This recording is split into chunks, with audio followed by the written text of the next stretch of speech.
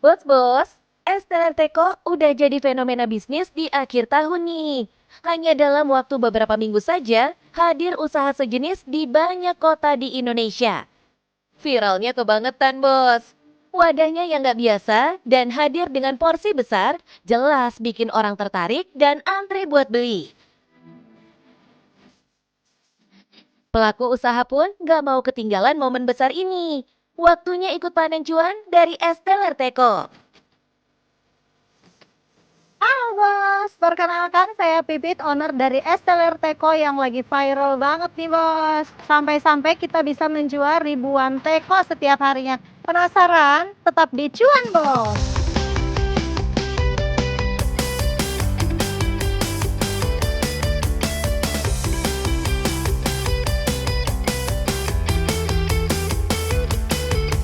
Bos, saat memulai berjualan Esteller Teko, sang owner Pipit sebenarnya sempat ragu, apa beneran bisa cuan dari jualan Esteller Teko? Setelah saya jalanin usahanya, ternyata saya hitung semua HPP-nya gitu. Ternyata ya pasti ada untung gitu. Bos, di bisnis kuliner zaman sekarang, usaha kecil bisa jadi besar dalam semalam. Apalagi kalau bukan karena kekuatan media sosial. Itu juga yang terjadi di usaha milik Pipit ini. Awal jualan dari hari pertama masih biasa-biasa nih ya Mbak. Setelah itu banyak yang konten kreator yang kesini gitu. Terus pada ngeliat akhirnya malah makin rame setelah mereka ikut ngonten gitu. Terus banyak yang ngeviralin lagi, ternyata malah makin pada ngantri lagi. Nah, bos, kalau banyak pedagang baru ikut jual Esteller Teko karena melihat peluang viralnya, beda cerita sama Pipit. Dari sebelum rame tren Esteller Teko, Doi sudah lebih dulu jualan Esteller biasa dengan harga 10.000 per cup. Jadi, begitu fenomena ini hadir, Pipit nggak perlu mulai dari nol. Karena resep dasar dan pelanggannya sudah lama terbentuk, bos. Waktu lagi viral banget ya Mbak ya. Itu tuh saya jualan dari jam 9. Jam 7 aja sudah pada ngantri di sini. Awal-awal bisa 1.200 antrian. Oh iya, bos. Meski ikut gelombang viral, Doi memodifikasi produk supaya punya ciri khas tersendiri loh. Pipit sadar, bisnis F&B itu cepet banget berubah. Yang lambat berinovasi bisa langsung kalah saing. Tentu beda banget ya. Mungkin nggak tahu nih ya. Ada yang sama mungkin dengan kuah esteller saya gitu. Tapi esteller saya ini bukan yang esteller yang kuahnya cair gitu Mbak. Jadi kuah saya ini yang creamy, kental. Jadi kalau misalnya orang bawa ke yang jauh-jauh rumahnya, dia tidak langsung mencair dengan es. Pipit memang bereksperimen terus, bos. Cari formulasi kuah esteller yang paling konsisten dan tahan lama. Kan awalnya saya jualan esteller ini dengan kuah yang cair juga ya. Tapi lama-lama mencoba gitu ya. Beberapa kali ternyata inilah resep yang paling pas untuk saya jual gitu Kak. Nah, bos, dari sisi bisnis, Pipit juga paham betul cara mengatur komposisi biaya. Karena di Esteller yang bikin mahal itu buah-buahannya. Jadi supaya tetap cuan, Doi punya strategi sendiri buat ngimbangin harga pokok penjualan alias HPP-nya. Strategi ngatur harga pokok penjualan ini penting banget, bos. Apalagi buat produk minuman manis yang bahan bakunya sensitif sama harga. Lewat resep yang konsisten dan manajemen biaya yang rapi, usaha kecil kayak gini akhirnya bisa naik kelas, bos. Bahkan sampai harus produksi ribuan porsi tiap minggunya. Saya seminggu itu harus nyiapin stok 10.000 teko. Misalnya kayak kemarin saya cuman kebagian 5.000 teko. Terus alhamdulillah habis ya. Terus kata agennya itu, habis Mbak teko yang seperti ini, saya nyari lagi. Gak apa-apa lah yang teko yang kayak gimana juga kita terima gitu. Nah ini kebetulan teko yang lagi tinggi itu lagi habis. Dengan harga 20.000 per teko, jelas cuannya nggak main-main, bos. Bisa jual 500 porsi saja, omsetnya sudah 10 juta per hari. Kalau maksimal di 1.000 porsi, tembus 2 kali lipat. Kebayangkan kalau stabil seminggu penuh, omsetnya bisa nyundul 140 juta rupiah. Bos, uniknya Pipit punya strategi buat jaga pelanggannya balik beli lagi. Doi siapkan bonus, hadiah kecil sampai THR buat pelanggan setianya loh. Saya sering banget ngasih gift atau promo gitu ya untuk customer saya gitu. Misalnya nanti suka ada THR atau gimana untuk customer saya yang sering beli di sini gitu Mbak. Alhamdulillah sih sampai saat ini banyak pelanggan yang masih betah di sini. Terbukti, repeat order pun bisa Doi dapatkan dengan cara ini. Bahkan, ada pelanggan yang jauh-jauh datang dari Klender dan Pondok Bambu Jakarta Timur loh bos. Dari ininya panjang, sekarang pendek. Tapi sih kayaknya sih sama ukurannya. Beda panjang sama pendek aja. Tapi mantap ini. Bos, ikutin arus tren usaha viral boleh-boleh aja. Tapi tetap barengi dengan inovasi dan strategi untuk menjaga kualitas produk dan kuantitas penjualan. Jangan lupa manfaatkan momen ini untuk mengenalkan usaha kita ke masyarakat ya bos. Nah bos, hari ini jualan saya laris manis, tekonya tinggal segini lagi bos. Nah buat kalian yang mau mulai usaha, saya punya tips nih.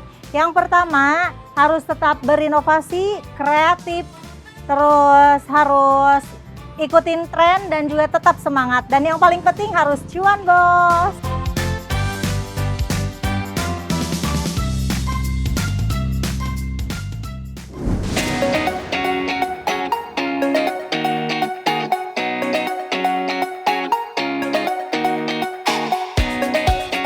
Bos-bos, kalau biasanya food vlogger hanya mengulas makanan dan membuat konten, yang satu ini malah akhirnya turun langsung buka warungnya sendiri. Yudo Perwiro atau yang biasa dikenal Bungkus menghadirkan smoke brisket dengan harga merakyat lewat konsep warung sederhana. Nah, yang bikin makin menarik, warung asap pedas datang lewat pendekatan unik smoke brisket khas Amerika yang disajikan bersama nasi, bayam crispy, dan sambal Indonesia yang pedas. Panas banget. Halo bos, kenalin gua Yudo Bungkus dan ini adalah usaha gue warung asap pedas yang jual smoke brisket, jual daging asap, ayam panggang, harganya murah meriah. Daging di smoke 16 jam, harga 30 ribuan. Penasaran? Tetap di cuan bos.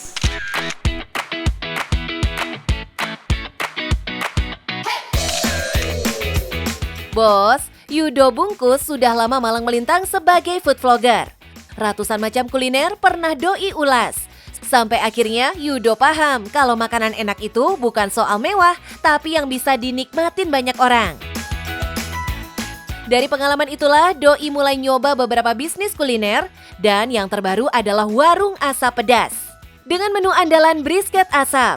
Awalnya oseng-oseng lauk pedas, terus tiba-tiba dari partner sendiri namanya Mas Putra, dia ada ide, gue baru belajar ngasep nih, asap smoke brisket. Gimana kalau kita jual juga tapi dengan harga yang paling affordable di Jabodetabek. Ini brisket paling murah dulu. Nggak tahu sekarang mungkin masih, karena kita jual di harga 30.000. Brisket atau sandung lamur berasal dari bagian dada bawah sapi. Serat dagingnya kuat dan banyak mengandung lapisan lemak bos. Selama ini, resto-resto di Jakarta menghadirkan brisket ala Amerika yang mahal. Makanya Yudo menawarkan sesuatu yang lain. Jadi brisket yang biasa dimakan pakai kentang goreng, mungkin wedges atau salad. Ini kita twist pakai nasi, bayam crispy, sambal yang Indonesia banget. Harga dari 30 ribuan aja. Yang mana orang tiap hari bisa makan. Dan terbukti 80% customer kita adalah orang kantor. At almost every day. Bos, di bisnis kuliner, kualitas makanan dan cita rasa yang enak jadi kunci utama. Yudo paham banget, buat menghasilkan brisket yang empuk, butuh teknik pengolahan yang tepat. Cara terbaik mengolah brisket dengan teknik slow cook, bukan 1-2 jam, tapi 16 jam bos. Jadi kita selalu ngeproses daging langsung berkilo-kilo. Karena alhamdulillah kita turnover produknya itu lumayan cepat. Jadi kita bikin sekilo habis, kita bikin sekilo habis, kita bikin sekilo habis. Untuk besok kita udah bikin hari ini. Bahkan kadang-kadang yang kita bikin hari untuk besok habis di hari ini. Dari brisket yang sudah diasap selama 16 jam inilah lahir 3 menu favorit. Pertama, ada smoke brisket yang disajikan dengan nasi, sambal, dan bayam crispy. Lalu ada smoke beef short plate, versi yang lebih berlemak dan juicy, dengan tambahan telur dadar. Nah, yang paling lokal ada brisket geprek.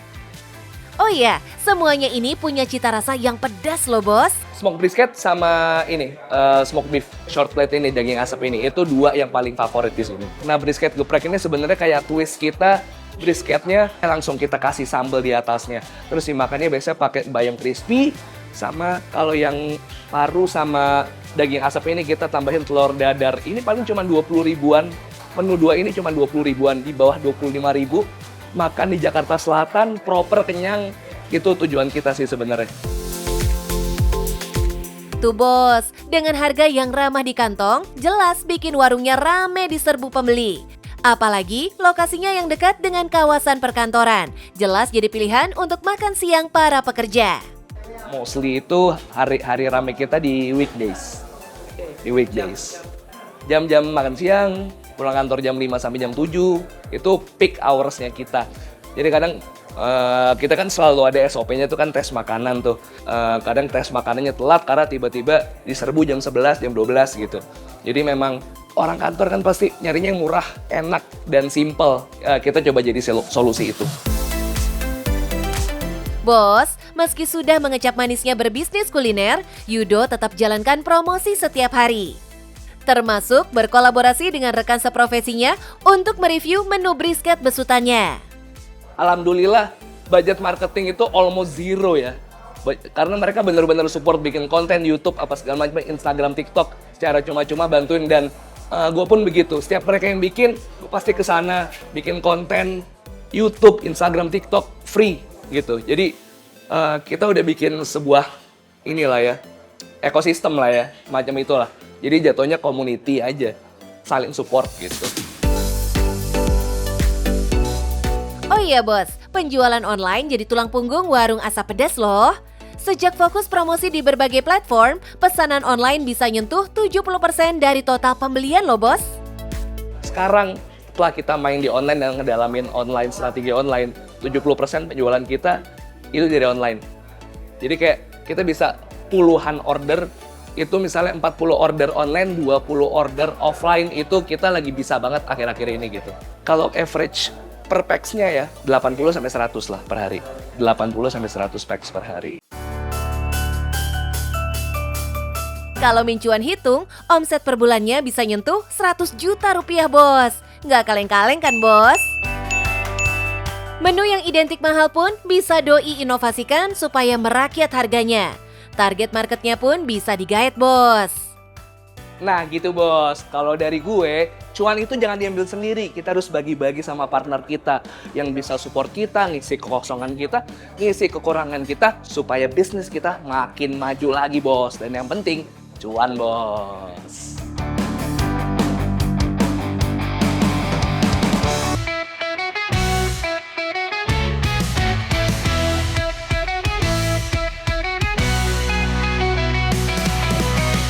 Bos, percaya nggak? Kuliner enak sebanyak ini, bahan dasarnya cuma satu, jamur.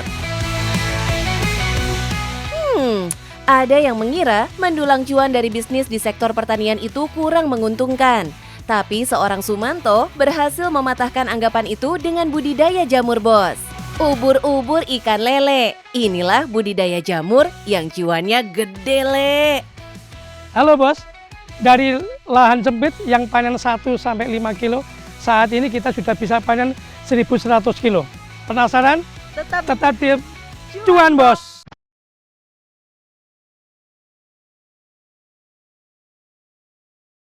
Bos, ini adalah pemandangan yang setiap hari selalu ada di kumbung jamur tiram milik Sumanto. Serasa metik cuan tiap hari.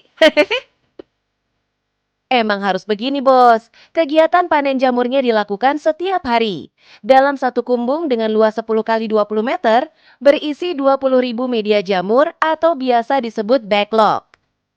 Awalnya, kumbung diisi backlog secara bersamaan dalam satu waktu. Namun kecepatan tumbuh jamurnya beragam, Bos.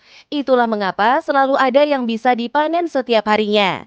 Nah, meski kelihatannya simple, tapi cara petik jamur tuh nggak boleh ngasal loh. Ya, ciri-cirinya jamur yang sudah layak dipetik dan yang kualitasnya bagus. Ini mungkin masih 70-80%.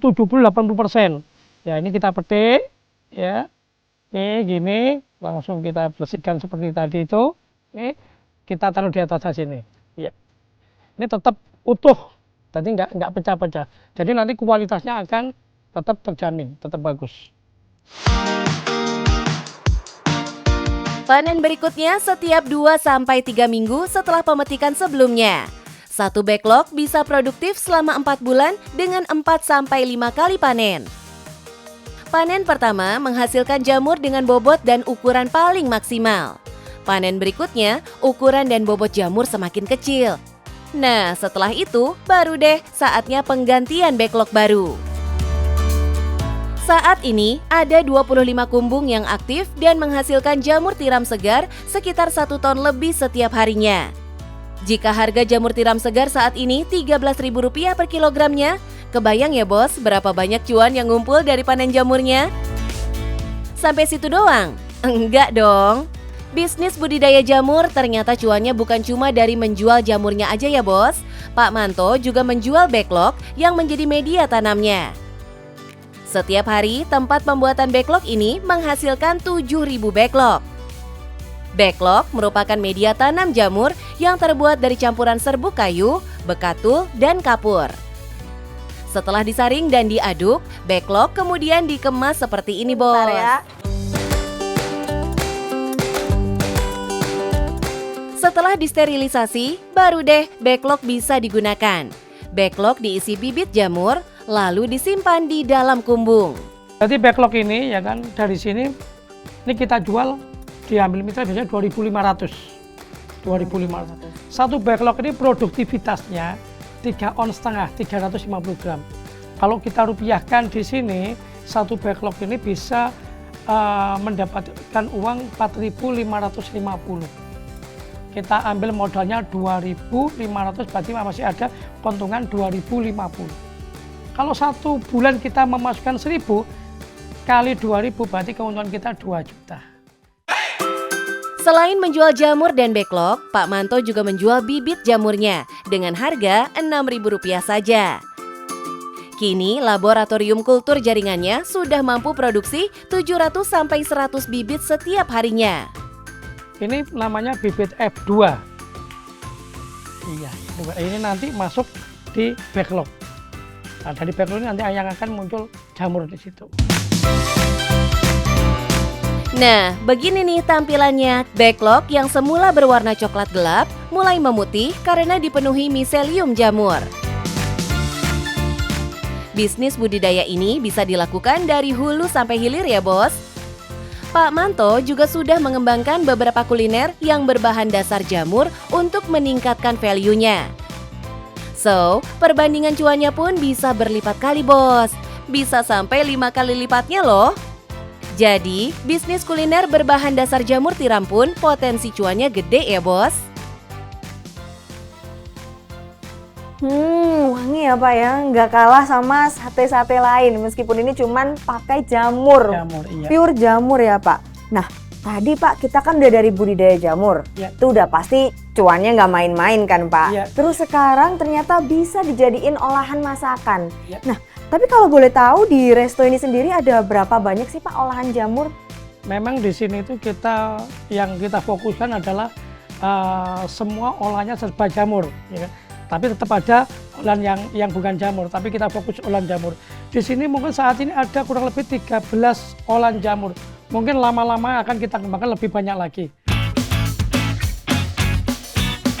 Bos, nggak heran jika Pak Manto bisa sesukses sekarang. Sejak usia muda, Doi emang seorang pekerja keras dan terbiasa berbisnis. Waktu saya kecil saya istilahnya rodok grundel. Kenapa saya kok jadi anak orang nggak punya, ya kan? Itu waktu kecil saya rodok grundel dibanding teman-teman saya yang main macam-macam, saya masih bantu orang tua. Ternyata Tuhan mempunyai rencana lain, ya kan? Saya lulusan 92, mau nggak mau saya harus kerja.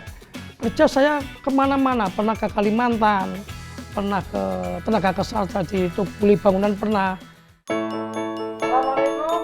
Jiwa bisnis yang telah terasa sejak muda membuat Pak Manto menjadi seorang wirausahawan yang visioner, Bos. Bahkan saat ini, Doi juga sedang giat membuka kelas edukasi sebagai sarananya berbagi ilmu. Kalau bibit, ya kan, apa yang saya bilang tadi, bibit utama, bibit F2, itu pasar kita seluruh Indonesia. Kita kirim Sulawesi juga, Kalimantan juga, ya. Terus yang kedua, kalau backlog itu biasanya Malang Raya plus kadang Probolinggo, Jawa Timur lah. Kadang juga kembali kalau backlog. Kalau jamur seger, ini rata-rata Malang Raya sama Surabaya, Sidoarjo, Gresik, Pasuruan, itu kalau yang jamur segernya. Ya. Terus kalau kuliner, ini mimpi kita sih nanti di mana-mana ada warung jamur ayu, bukan hanya di Poncokusumo, di Malang ada, di Gresik ada. Kalau edukasi, memang kalau edukasi ini lebih banyak kita titik beratkan untuk saya berbagi ilmu. Masih banyak mimpi yang belum terwujud. Namun saat ini, Pak Manto bersyukur bisnis yang sudah dibangun hampir 19 tahun membawanya pada kemakmuran dan kehidupan yang jauh lebih baik dari sebelumnya. Alhamdulillah, dulu yang saya mimpi punya sepeda motor aja. Saat ini saya juga ada mobil. Ya. Dulu mimpi naik pesawat, sekarang sudah sering naik pesawat. Alhamdulillah, saya juga beberapa kali, karena saya orang Muslim, beberapa kali umroh, ya sudah berhaji juga. Setelah 2 dekade dari pengalaman wirausahanya, Pak Manto punya prinsip yang selalu Doi pegang hingga saat ini. Kalau mau ada ilmu, itu harus ada masalah. Satu masalah, satu ilmu. Satu kegagalan nanti mesti ada jadi satu kesuksesan. Kenapa saya ini mungkin bisa dikatakan sukses? Karena gagal itu sudah saya lalui semua.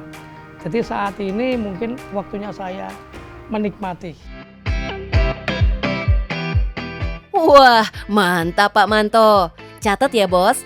Kalau mau usaha, jangan takut sama masalahnya. Justru masalah itulah yang bakal bikin kita bisa naik level. Setuju? Mana rasanya Mbak Dinda? Enak banget Pak, meskipun semuanya ini dari jamur ya Pak, tapi tiap makanan juga punya ciri khas sedapnya masing-masing. Mulai dari sate jamur, pentol, sampai ke jamur crispy-nya pun enak semua sih Pak, saus-sausnya apalagi. Kalau dari Pak Manto sendiri, kira-kira tipsnya apa sih Pak buat memulai budidaya jamur, apalagi untuk anak muda seperti saya? Oke. Yang pertama itu adalah ada keinginan dulu. Keinginan mau jadi seorang pengusaha, ya kan? Nanti kalau udah ada keinginan ingin jadi pengusaha, nanti di situ pasti ada masalah-masalah dan masalah itu pasti akan bisa dilalui. Seorang bisnis itu seperti kehidupan. Jadi pertama kita itu harus kecil dulu. Kalau langsung besar itu namanya bukan bisnis tapi sulapan. Ya. Jadi satu dari kecil dulu. Dari kecil, pelan tapi pasti nanti akan ada hasilnya. Yang paling penting juga harus ada gurunya, harus ada mentornya. Gurunya jangan medsos. Medsos boleh, tapi harus juga langsung ke praktisi. Dan yang paling penting juga, cuan Bos!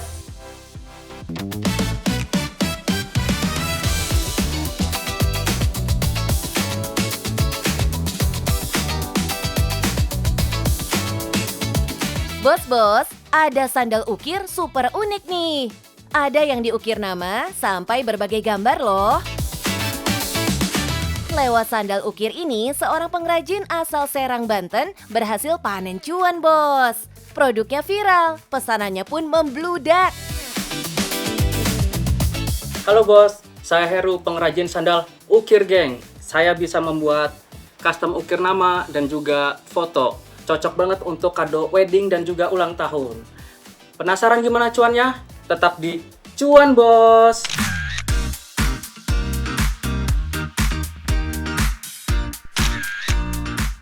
Setiap bisnis selalu punya cerita awal yang menarik. Termasuk Heru yang nemu ide usaha dari peristiwa yang menimpanya. Awal bikin sandal ukir itu karena saya waktu sholat ketukar sendalnya. Ini saya coba-coba bikin dan teman-teman juga kepengen bikin, pas itu jadi banyak yang ingin bikin juga sampai aku post ke media sosial gitu. Jadi di situ adalah jadi pemasukan.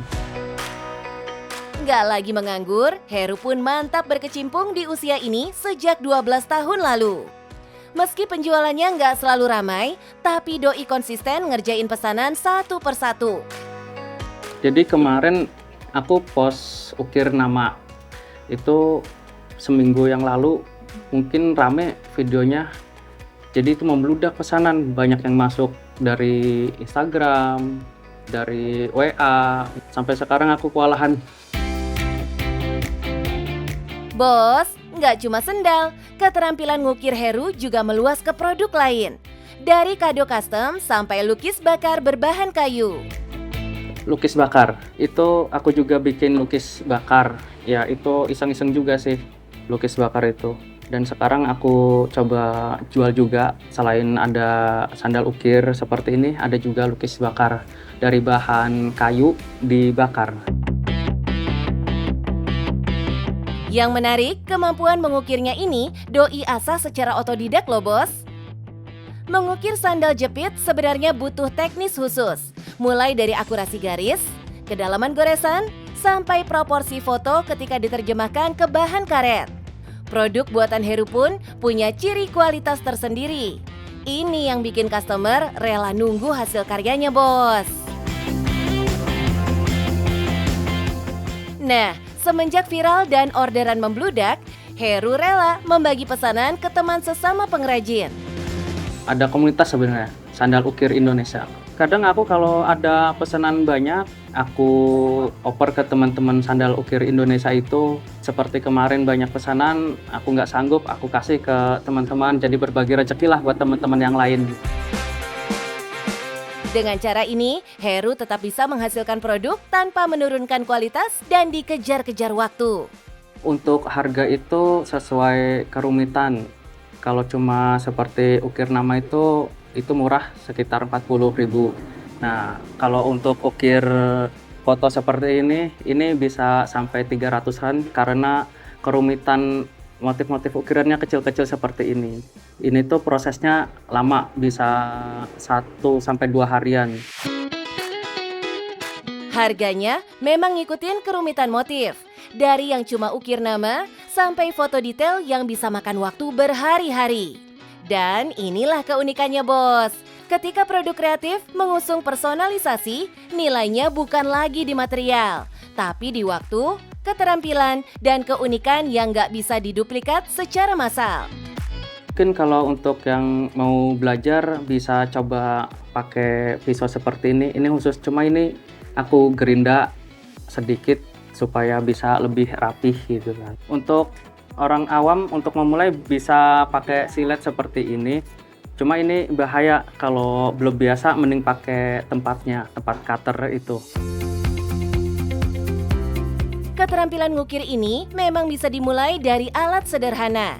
Tapi faktor utamanya tetap di latihan dan ketelitian ya bos. Dan kalaupun tujuannya bisnis, kualitas tetap menentukan loyalitas pembeli. Oh iya bos, bisnis Heru bukan tanpa kesulitan. Doi yang tinggal di kota Serang sulit sekali menjual sandal ukir di sekitar tempat tinggalnya. Pesanannya malah banyak datang dari luar kota. Ada sih kesulitan untuk penjualan. Kalau di daerah saya sendiri, saya sulit menjual. Kalau ini saya lagi banyak pesanannya malah dari online. Karena saya posting-posting di sosial media, jadi video ini jadi viral, makanya itulah saya terjual banyaknya di online. Makanya butuh media sosial untuk menjangkau pasar yang spesifik. Dan faktor viral itulah mesin marketing utama buat kerajinan personalisasi semacam ini. Selain itu, tantangannya ada di manajemen waktu. Demi menjaga kualitas, produk handmade nggak bisa dikejar seperti produk pabrik. Dari emak-emak yang banyak tanya sampai influencer besar, semua pernah jadi customer Heru. Kalau pesanan yang paling unik sih emak-emak ya. Karena emak-emak itu banyak nanya tapi belum tentu jadi beli. Nah, kalau yang paling berkesan itu aku pernah posting ukiranku di konten di TikTok. Itu ada influencer. Nah, itu Bang Iben itu langsung notice aku, DM dia mau bayarin karya aku itu gitu. Dan kemarin juga ada influencer seperti Rio Kabunga ingin membeli sandalku dengan harga yang lumayan lah. Ketika konten viral dan menghasilkan respon positif, otomatis meningkatkan rasa percaya. Apalagi sempat dilirik public figure.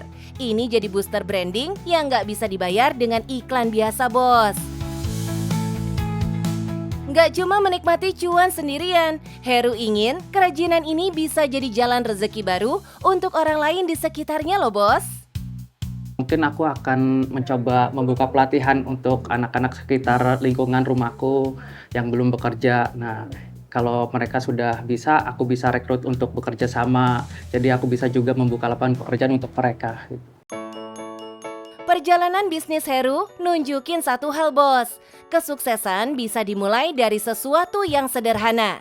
Asal tekun ngasah keterampilan dan gak takut ngikutin perubahan. Kerja kreatif pun bisa jadi sumber cuan yang berdampak. Oke bos, itu dia perjalanan Ukir Geng. Buat teman-teman yang mau usaha kreatif, jangan takut mulai dari kecil. Intinya tetap konsisten dan terus belajar. Yang penting semangat dan cuan bos!